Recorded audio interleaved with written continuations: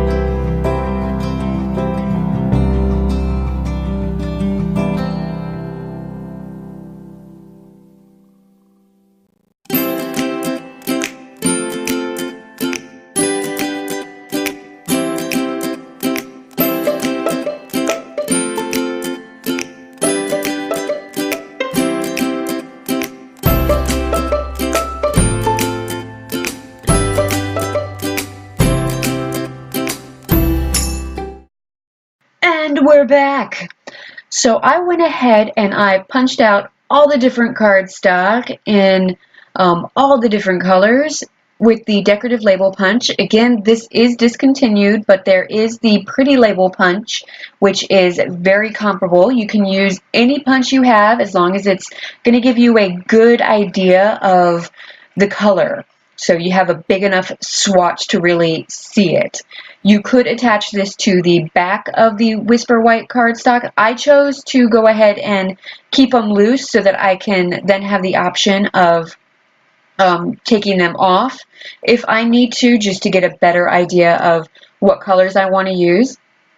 So you go ahead, you punch them all out, you hole punch them all, and then I just went ahead and attached, well, I didn't attach, I put them all on the O-ring next to the coordinating little tag there, and it is just so nice. I love this. This is going to be, it's wonderful. It's wonderful. It's gorgeous. Look at all the colors. The colors, I tell you. This is one of the reasons I love Stampin' Up, because of these colors. They are just gorgeous.